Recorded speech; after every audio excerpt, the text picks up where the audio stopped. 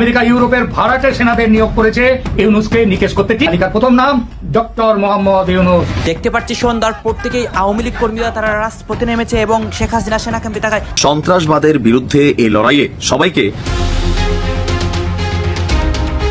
এদিকে শেখ হাসিনা সেনা ক্যাম্পে থাকায় ঢাকায় আওয়ামী লীগ কর্মীরা তাণ্ডব শুরু করে সন্ধ্যার পর থেকে রাজপথ দখল ও রক্তাক্ত করে ডক্টর ইউনূসের উপর সরাসরি প্রভাব ফেলে। সবকিছুই দেখানো হবে সম্পূর্ণ প্রতিবেদনে। শেখ হাসিনার সবচাইতে বিশ্বস্ত লোক আব্দুল হামিদ পালিয়েছে। বলছি শেখ হাসিনার প্রেসিডেন্ট আব্দুল হামিদের কথা। লাশ বের করে এনে ফরেন্সিক করে আবার পরীক্ষা করে দেখেন যে সত্যিকার কি কারণে কিভাবে এই মুগ্ধ অবস্থায় মারা গেছে। আমি যদি বলি যে প্রত্যেকটা হত্যাকাণ্ডের জন্য ইউনূসের বাহিনী দায়ী এবং এটা তার মেটিকুলাস ডিজাইনের অংশ, যেটা লাশের কথা দিয়ে তারপর ইউনূস ক্ষমতা এসেছে। বলেন আলহামদুলিল্লাহ। এর চেয়ে ভালো নিউজ কি হতে পারে যে আব্দুল হামিদ সাহেব আওয়ামী লীগের রাষ্ট্রপতি হয়ে বাংলাদেশের সরকারের সমস্ত গ্রিন সিগন্যাল নিয়ে রাতের বেলা তিনি সসম্মানে বাংলাদেশ থেকে এয়ারপোর্ট থেকে বের হয়েছেন। এই হচ্ছে বাংলাদেশ। ফাইজলামি শুরু করেছেন, তাদের মার্কা দিচ্ছেন না, আর আব্দুল হামিদকে এয়ারপোর্ট থেকে পার করে দিচ্ছেন রাতের বেলা সুন্দর করে একেবারে বিমানের সংবর্ধনা দিয়ে। বাংলাদেশের রাজনীতির হিসাব নিকাশ, অতি প্রকৃতি, গতিপথ সবকিছু পাল্টে যাচ্ছে। যে কোনো সময়ে প্রফেসর ডক্টর মোহাম্মদ ইউনূসের নেতৃত্বাধীন অন্তর্বর্তীকালীন সরকারের যে কোনো ঘটনা ঘটে যেতে পারে। সংঘাত নিরসনে ভারত পাকিস্তান উভয় দেশকে শান্তিপূর্ণ উপায়ে সমাধান খোঁজার আহ্বান জানিয়েছেন বিএনপির ভারপ্রাপ্ত চেয়ারম্যান তারেক রহমান। তারেক রহমান সাহেব, আপনি মদ খেয়েছেন নাকি আপনি গাঁজা খেয়েছেন নাকি কোকেন নিয়েছেন? আপনি আপনার হাড় মাংস ভেঙে গুঁড়া করেছে। এখন আপনি ওখানে বসে আছেন আর ওখানে বসে এখন পুল্লুক দিচ্ছেন। সেনাপ্রধান জেনারেল ওয়াকারুজ্জামানের সাম্প্রতিক বক্তব্যে স্পষ্টভাবে উঠে এসেছে শেখ হাসিনার নেতৃত্বের প্রয়োজনীয়তার কথা। এই মন্তব্যের পরপরই রাজনৈতিক অঙ্গন জুড়ে শুরু হয়েছে জল্পনা কল্পনা। আওয়ামী লীগ বিশদ একটি পরিকল্পনা করছে এবং বিষয়টি নিয়ে তারা মাঠে নামবে। নেতাকর্মীরা ঢাকা ব্লকেট করবেন, ঢাকাকে লক্ষ্য করে লাখ লাখ আওয়ামী লীগের নেতাকর্মী জড়ো হবেন এবং যেভাবে শেখ হাসিনার আওয়ামী লীগের পতন ঘটেছিল ঠিক একইভাবে আরেকটি 5ই আগস্ট ঘটানোর পরিকল্পনা কিন্তু তৈরি হয়েছে। হ্যাঁ, তাদের পরিকল্পনা এখন বাস্তবায়নও হচ্ছে। আর এইদিকে শেখ হাসিনার নতুন একটি প্রত্যাবর্তনে সারা দেশের মানুষ অবাক হয়েছে। দর্শক শ্রোতা, সাবেক রাষ্ট্রপতি আব্দুল হামিদ তিনি দেশ থেকে চলে যান এবং পালিয়ে যান। এই বিষয়টাকে কেন্দ্র করে দেশের প্রত্যেকটা জনগণ তারা কিন্তু কঠিনভাবে কেঁপে গিয়েছে এবং সবাই বলতেছে তিনি কীভাবে পালিয়ে যান, যে কিনা শেখ হাসিনার সাথে ছিল, শেখ হাসিনার সহকর্মী ছিল, শেখ হাসিনার বিশ্বস্ত একটি লোক ছিল। দর্শক শ্রোতা, দেশের রাজনীতির পরিস্থিতি যে এইভাবে গরম হয়েছে এবং উত্তাল হয়েছে, সকল বিষয় নিয়ে আমাদের কাছে অনেক তথ্য আসে এবং ভিডিও আসে। সব কিছু আপনাদেরকে দেখাবো। শেখ হাসিনা সেনা ক্যাম্প থেকে কী করতেছে এবং সর্বশেষ তাদের পরিকল্পনা কি, সবকিছু দেখতে পারবেন। আসুন দর্শক, আমরা কথা বাড়াচ্ছি না, আমরা সরাসরি ভিডিওর মূল আলোচনাতে চলে যাচ্ছি। বাংলাদেশে চীনের যে রোয়া ধান পেকে উঠেছিল, শুধু কাটার অপেক্ষায় ছিল, আর সেই ধানে মই দিয়েছে একটা লোক, ইউনূস। আমেরিকার মদতে, যে আমেরিকার সঙ্গে চীনের এখন সাপের নেউলের সম্পর্ক। আমেরিকার মদতে এই যে করলো ইউনূস, এত কাজ বাংলাদেশকে বিক্রি করে দিয়ে দিল। চীন বসে রয়েছে, শুধু নজর রেখেছে, কিন্তু এবার আর নজর, যে খবর পাওয়া গেল তার জন্য আর বলা যায় না যে নজর রেখেছে। এবার চীন নেমে পড়েছে। কিরকম? তার জন্য আমেরিকা জানে চীন এখন সরাসরি যুদ্ধে নামবে না। আমেরিকা ইউরোপের ভাড়াটে সেনাদের নিয়োগ করেছে ইউনূসকে নিকেশ করতে। ঠিক যেভাবে বালুচিস্তানে মজিদ বাহিনী এবং বালোচ নেতাদের মারবার জন্য, নিকেশ করবার জন্য ওখানে ভাড়াটে সেনা নিয়োগ করেছে, সেই তাদেরই আর এক দল তাদেরকে পাঠিয়েছে বাংলাদেশে এবং সেই সঙ্গে দিয়েছে তালিকা দিয়ে দিয়েছে কাদের নাম এবং কাদেরকে নিকেশ করতে হবে। তালিকার প্রথম নাম ডক্টর মোহাম্মদ ইউনূস, শান্তিতে নোবেল জয়ী। আছেন এই তালিকায় খলিলুর রহমান, আলী রেজা, ইউনূসের এক ঝাঁক উপদেষ্টা, এক ঝাঁক, সবাই নয়, দু একজনের নাম, কয়েকজনের নাম এর মধ্যে নেই। এছাড়া আছে কিছু রাজনৈতিক নেতা। এই রাজনৈতিক নেতারা আছে এই ঘাতক বাহিনীকে সাহায্য করার জন্য। এরা ওই জামাত, হিজবুত, বিএনপি, এদের নির্দিষ্ট এদের দলের, তারা যে খুব বড় পদে আছেন তা নয়, তবে সরকারের অন্দরমহলে যাতায়াত তাদের অনেকের ভূমিকা ডাবল এজেন্টের। এদিকেও আছে, ওদিকেও আছে। খুব শিগগির বাংলাদেশ সরকারের বেশ কিছু মাথার কবরে যাওয়ার সম্ভাবনা কিন্তু খুব ঘন হয়ে উঠছে। এর দায় আওয়ামী লীগের ঘাড়ে চাপিয়ে একটা স্কেপ রুট তৈরি করার ব্যবস্থাও তৈরি করা হয়েছে এবং প্ল্যান তৈরি করা হয়েছে। এবং সেই প্ল্যান মানে কে বা কারা মিডিয়াতে ছড়িয়েও দিয়েছে, দিয়ে বলছে যে আওয়ামী লীগ নাকি এখনই নাকি বড় বড় অভিযানে নামবে।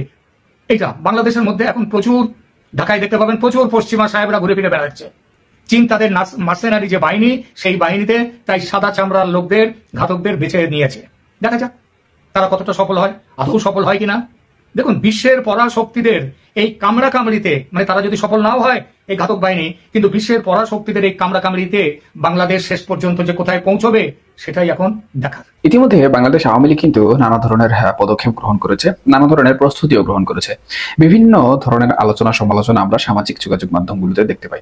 আবার যারা অ্যাক্টিভিস্ট রয়েছেন কিংবা রাজনৈতিক আলোচক সমালোচক রয়েছেন তাদের কাছ থেকেও কিন্তু বিভিন্ন ধরনের তথ্য উপাত্ত আমরা ইতিমধ্যে পেয়েছি যে আওয়ামী লীগ কি করতে চলেছে, আওয়ামী লীগ কি করবে, কিংবা আওয়ামী লীগ প্রকৃতপক্ষে কোন গতিতে চলছে। এছাড়াও আরো বেশ কিছু গণমাধ্যম রয়েছে যে সকল গণমাধ্যমের তথ্যসূত্রের ভিত্তিতে অনেক কিছুই জানা যায় যে আন্তর্জাতিক মহলে আওয়ামী লীগ কি করছে বা আমাদের দেশের অভ্যন্তরীণ যে রাজনীতি রয়েছে সেই রাজনীতিতে ফেরার জন্য আওয়ামী লীগ কি করছে। একদিকে যেমন অন্তর্বর্তীকালীন সরকার বাংলাদেশ আওয়ামী লীগকে দমিয়ে রাখার জন্য বিভিন্ন ধরনের চেষ্টা চালিয়ে যাচ্ছে। তাদের যে রাজনৈতিক দল রয়েছে এনসিপি, তারা যেমন বিভিন্নভাবে আওয়ামী লীগ নিষিদ্ধ করার দাবি দাবা উঠাচ্ছে, ঠিক একইভাবে বাংলাদেশ আওয়ামী লীগও কিন্তু তাদের রাজনীতিতে ঘুরিয়ে দাঁড়ানোর জন্য বিভিন্নভাবে বিভিন্ন জায়গায় লবিং তদবির চালিয়ে যাচ্ছে। এবং অনেকেই মনে করছেন যে শেখ হাসিনা বাংলাদেশ আওয়ামী লীগের সভানেত্রী, তিনি চুপচাপ বসে আছেন এবং শুধুমাত্র সামাজিক যোগাযোগ মাধ্যমে হুমকি ধমকি দিচ্ছেন, তা কিন্তু নয়। বরঞ্চ উনি যে সকল কর্মকাণ্ড করছেন কূটনৈতিক মহলে সেগুলো অনেক পারদর্শিতার ব্যাপার এবং অনেক দূরদর্শিতারও ব্যাপার। অনেকেই ভাবছেন শেখ হাসিনা হয়তোবা এই যে বুলিগুলো আওড়াচ্ছেন, এই বুলিগুলো আওড়ানো নিছক বুকামি এবং এর পিছনে আসলে কোনো লজিক নেই বা কোনো অর্থ নেই। আবার কেউ কেউ ভাবছেন যে শেখ হাসিনা হয়তোবা পাগল হয়ে গেছেন, উনি ক্ষমতা হারিয়ে এখন একদম ওনার যে মস্তিষ্ক রয়েছে সেই মস্তিষ্ক বিকৃত হয়ে গেছে, তাই উনি আনাপ শানাপ বকছেন এবং ওনার যে সকল নেতাকর্মীরা রয়েছেন সেই সকল নেতাকর্মীদের সান্ত্বনা দেওয়ার জন্য বিভিন্ন ধরনের কথাবার্তা বলছেন। কিন্তু একটি জিনিস লক্ষ্য করবেন, শেখ হাসিনা যখন কথা বলেন তখন ওনার সেই কথার মধ্যে এত পরিমাণ কনফিডেন্স থাকে বা উনি এত পরিমাণ কনফিডেন্স নিয়ে কথা বলেন যে এই কনফিডেন্স থেকে ওনার যে সকল নেতাকর্মী রয়েছে বা বাংলাদেশ আওয়ামী লীগের যে সকল নেতাকর্মীরা রয়েছে তারাও কিন্তু রীতিমতো কনফিউজড হয়ে যায় যে তাদের নেত্রী বা শেখ হাসিনা এখন পর্যন্ত এত শক্ত কিভাবে রয়েছে। এবং তাদের যে ধারণা অনুযায়ী শেখ হাসিনার অনেক বড় একটি পরিকল্পনা রয়েছে এবং সেই পরিকল্পনা বাস্তবায়ন করে শেখ হাসিনা বাংলাদেশের প্রধানমন্ত্রী হয়েই ফিরবেন এবং সেই প্রধানমন্ত্রী হয়ে ফেরার সময় উনি ওনার নেতাকর্মীদের যে দিক নির্দেশনা দেওয়া প্রয়োজন সেই নির্দেশনা দিবেন এবং নেতাকর্মীরা সেই দিক নির্দেশনা পালন করবে। এটি মূলত আওয়ামী লীগের বর্তমান যে একটি অবস্থা, সেই অবস্থার কথা আমি তথ্য উপাত্ত এবং বিভিন্ন আলোচক বিশ্লেষকদের কাছ থেকে নিয়ে এসে জড়ো করে একটি সারসংক্ষেপ তুলে ধরলাম। এখন প্রকৃতপক্ষে শেখ হাসিনা অভ্যন্তরীণ রাজনীতিতে এই বিষয়টি করার চেষ্টা করছেন বা এই বিষয়টি উনি ওনার আওতার মধ্যে রেখেছেন। তাহলে আন্তর্জাতিক মহলে শেখ হাসিনা কিভাবে কি করছেন, অর্থাৎ আমি যে জিনিসটি বোঝাতে চাচ্ছি যে শুধুমাত্র বাংলাদেশের অভ্যন্তরীণ যে রাজনীতি সেই রাজনীতির মধ্যে যে একটি গণজোয়ার বা একটি প্রতিবিপ্লব টাইপের একটি বিষয় যদি ঘটিয়ে ফেলা হয় তাহলে যে শুধুমাত্র প্রধানমন্ত্রী হিসেবে শেখ হাসিনা ফিরে যাবেন তা কিন্তু নয়। বরঞ্চ বর্তমানে বাংলাদেশের যে পরিস্থিতি রয়েছে, বাংলাদেশ যেভাবে একটা অন্তর্বর্তীকালীন সরকার দ্বারা নিয়ন্ত্রিত হচ্ছে বিভিন্ন রাজনৈতিক দল এবং আন্তর্জাতিক মহলের মাধ্যমেই কিন্তু এই অন্তর্বর্তীকালীন সরকার দেশ পরিচালনা করছে। বলেন আলহামদুলিল্লাহ। এর চেয়ে ভালো নিউজ কি হতে পারে যে আব্দুল হামিদ সাহেব আওয়ামী লীগের রাষ্ট্রপতি হয়ে বাংলাদেশের সরকারের সমস্ত গ্রিন সিগন্যাল নিয়ে রাতের বেলা তিনি সসম্মানে বাংলাদেশ থেকে এয়ারপোর্ট থেকে বের হয়েছেন। এখন আলহামদুলিল্লাহ পড়বেন না, পড়বেন কি হুজুরের ওয়াজের সময়? বলেন আলহামদুলিল্লাহ। এই হচ্ছে বাংলাদেশ। জামাতের দাড়িপাল্লাকে নিয়ে আপনি ফাইজলামি শুরু করেছেন, তাদের মার্কা দিচ্ছেন না, আর আব্দুল হামিদকে এয়ারপোর্ট থেকে পার করে দিচ্ছেন রাতের বেলা সুন্দর করে একেবারে বিমানের সংবর্ধনা দিয়ে। অন্যদিকে এটিএম আজহারুল ইসলাম দীর্ঘদিন পর্যন্ত জেলের মধ্যে অবৈধভাবে বন্দী, তাদের ক্ষেত্রে আইন দেখান। হ্যাঁ, আইন। আজহারুল সাহেবকে এখন পর্যন্ত এই আজহারুল ইসলামকে মুক্তি দেন নাই, অন্যদিকে আপনি আব্দুল হামিদকে রাতের বেলা এয়ারপোর্ট থেকে মুক্তি করে দিচ্ছেন। দেশনেত্রী বেগম খালেদা জিয়াকে মুক্তি দেননি, তার চিকিৎসা দেননি, তাকে অবহেলা করেছেন, আর অন্যদিকে আপনি আব্দুল হামিদকে একেবারে সুন্দর গ্রিন সিগন্যাল দিয়ে একেবারে পেলে পুষে দেওয়ার পরে এয়ারপোর্ট ক্রস করে দিচ্ছেন। লক্ষ লক্ষ মানুষের বিরুদ্ধে মামলা, যেই মামলাগুলো এখন পর্যন্ত ওঠে নাই। আমার কাছে বহু অভিযোগ আছে, ছেলেটা শিবির করেছে, জামাত করেছে, ছাত্রদল করেছে, পূর্বে অনেক মামলা হয়েছে, এখনো পুলিশ ভেরিফিকেশন চলছে। অথচ এই মামলাগুলো আওয়ামী লীগের আমলের সকল অত্যাচারের মামলা, যেগুলো একদিনে উঠে যাওয়ার কথা, আপনারা সেগুলো উঠান নাই। আপনারা এখন আব্দুল হামিদকে এয়ারপোর্ট পার করে দিচ্ছেন। বরং এই বাংলাদেশে এই 5 তারিখের পরে এসে এই মাহমুদুর রহমানকে জেলের মধ্যে থাকতে হয়েছে, মনে আছে আপনাদের? আর আপনি আব্দুল হামিদকে এয়ারপোর্ট পার করে দিচ্ছেন। শেখ হাসিনাকে বিমানে করে দিয়ে আসছি, অন্য সবাইকে যা ইচ্ছা যেভাবে খুশি সেভাবে লালন পালন করে দেশ ত্যাগ করাচ্ছি। বাহ, তাহলে এই বাংলাদেশের চোর বাকে আর বিচার বা কাকে করবেন? আর কার বিচার করবেন আপনি? এসব ধান্দাবাজি বন্ধ করা উচিত। আমি কোনো বিচারই চাই না যেই দেশে সকল চোরগুলো, ডাকাতগুলো, খনিগুলো পালিয়ে গিয়েছে, তাদের আবার বিচার চেয়ে আমার লাভটা কি? শুধু শুধু এই ট্রাইব্যুনাল গঠন করে অর্থনৈতিক গচ্চা দেওয়া ছাড়া আর কিছুই হবে না। এখানে শুধু রায় হবে, একটা কপি, একটা কাগজ আপনি শুধু পেশ করবেন, কিন্তু আদতে যারা অপরাধী তাদের কাউকে আপনি দেশে আর পাবেন না। দুঃখ লাগে, কত বড় বড় মামলা আওয়ামী লীগের বিরুদ্ধে, সেই মামলার আসামিরা পালিয়ে যায়, আর অন্যদিকে বিএনপি, জামাত, হেফাজত, চরমনাইরা বাংলাদেশের মানুষের কাছে থাকতে পারে নাই। দাঁত ভেঙে দেওয়া হয়, রক্তাক্ত করা হয় যে চরমনাইয়ের পীরকে। সেই মামলাগুলো সেখানে আপনার রায় ঘোষণা করে মেয়র তাও বানালেন না।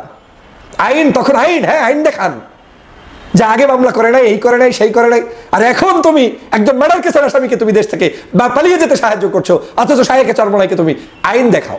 দেশ ছেড়েছেন সাবেক রাষ্ট্রপতি আব্দুল হামিদ সাহেব। সরকারের গ্রিন সিগন্যাল পেয়ে আন্তরিক সহযোগিতা নিয়ে এবং ইমিগ্রেশনের সকল ধাপ অফিসিয়ালি যেভাবে মেনটেন করে যেতে হয় সব কিছু সমাধান করে প্রকাশ্যেই এক প্রকার তিনি বাংলাদেশ থেকে বিদেশের উদ্দেশ্যে রওনা হয়েছেন। গতকাল রাত 3টা 5 মিনিটে থাই এয়ারওয়েজের একটি বিমানে তিনি বাংলাদেশ ত্যাগ করেন এবং ব্যাংককের উদ্দেশ্যে তিনি যাত্রা করেন। আব্দুল হামিদ সাহেবের বাংলাদেশ থেকে চলে যাওয়ার পরে বিভিন্ন গুঞ্জন রয়েছে, আলোচনা রয়েছে, সমালোচনা রয়েছে।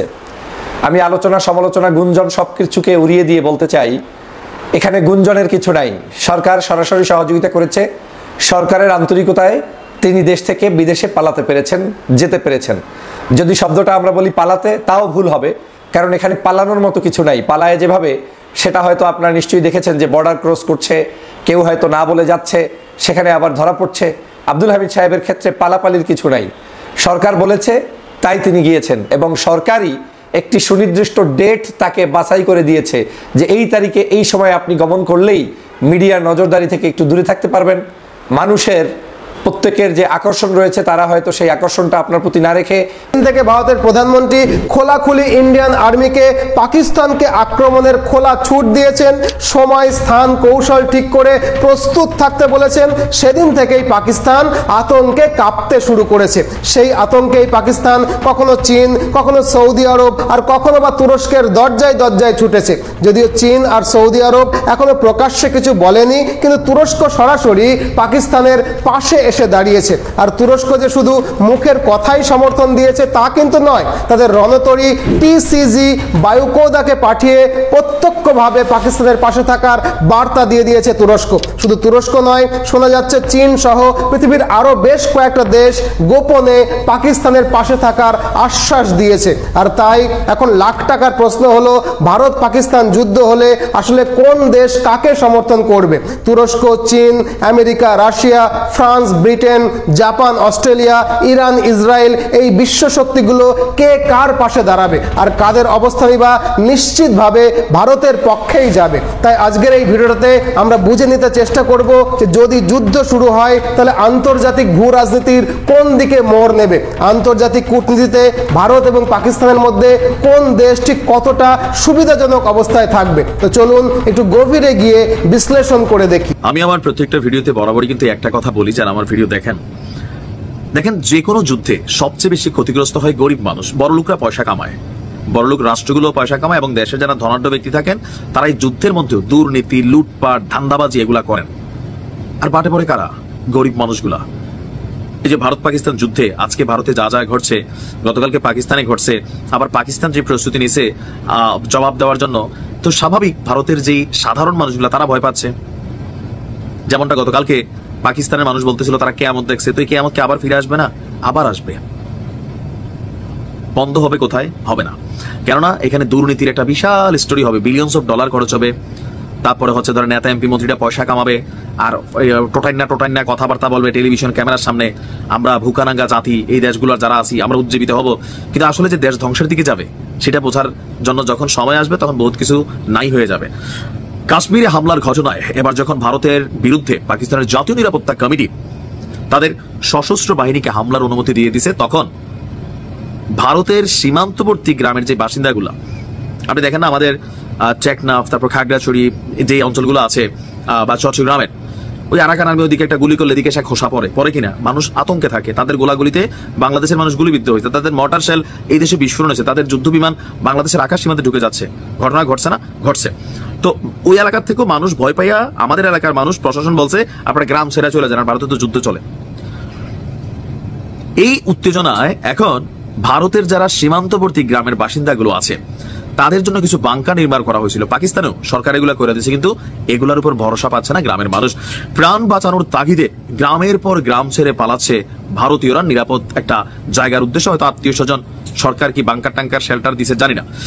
ব্রিটিশ গণমাধ্যম বিবিসির এক প্রতিবেদনে এই তথ্যে বলা হয়েছে সীমান্তের একেবারে ধার গ্যাসে অবস্থিত সালামাবাদ গ্রামে আতঙ্ক ছড়িয়েছে। এর পাশাপাশি আরো কয়েকটি গ্রাম আপনার মোটামুটি খালি। সীমান্তে প্রচন্ড গোলাবর্ষণের ফলে এই মুহূর্তে সেখানে মানুষ যারা আছে তাদের গরু ছাগল যা আছে সবকিছু নিয়ে মোটামুটি এক ধরনের রিফিউজি অবস্থায় আছে। এই গ্রামটা যেন একটা ভুতুরে জনপদে পরিণত হয়েছে। বিবিসির বক্তব্য হচ্ছে যে সকালবেলায় পাকিস্তানের ছোড়া আর্টিলারি শেল বিস্ফোরণ। আপনারা তো দেখলেন এখানে কি কথা হচ্ছে, অনেকেই কিন্তু অনেক কথা বলতেছে এবং সবাই সবার মন্তব্য প্রকাশ করে এবং তাদের বক্তব্যগুলো দেখে আমরা অনেক কিছু বুঝতে পারি। এখানে কিন্তু বিশেষ করে আওয়ামী লীগের বিষয় নিয়ে কথা হয়, অন্যদিকে দেশের বিভিন্ন অবস্থা, এইদিকে রাষ্ট্রপতির বিষয়ে কথা হয়, রাষ্ট্রপতি কীভাবে চলে গেল। দর্শক শ্রোতা, এই বিষয়গুলো নিয়ে কিন্তু সবাই সবার মন্তব্য প্রকাশ করে এবং সেইগুলো দেখে কিন্তু আমরা অনেক কিছু বুঝতে পারি দেশের বর্তমান আপডেট নিউজ। দর্শক শ্রোতা, এইগুলা দেখে আপনাদের কি মনে হচ্ছে এবং এই বিষয়গুলো নিয়ে আপনাদের মতামত কি, এটা আপনারা অবশ্যই কমেন্ট বক্সে লিখে যাবেন। আর হ্যাঁ, এতক্ষণ আপনাদেরকে আমরা যা কিছু দেখিয়েছি সবকিছু আমরা সোশ্যাল মিডিয়া থেকে সংগ্রহ করেছি, এখানে আমাদের নিজস্ব কোনো মন্তব্য নেই বা নিজস্ব কোনো সিদ্ধান্ত নেই। সর্বশেষ আপনাদের কাছে আমাদেরকে রিকোয়েস্ট থাকবে, আপনারা যদি আমাদের চ্যানেলে নতুন দর্শক হয়ে থাকেন চ্যানেলটি সাবস্ক্রাইব করবেন এবং পাশে থাকা বেল বাটনটি বাজাবেন যাতে করে নেক্সট ভিডিওটা সবার আগে আপনাদের কাছে পৌঁছায়। ধন্যবাদ।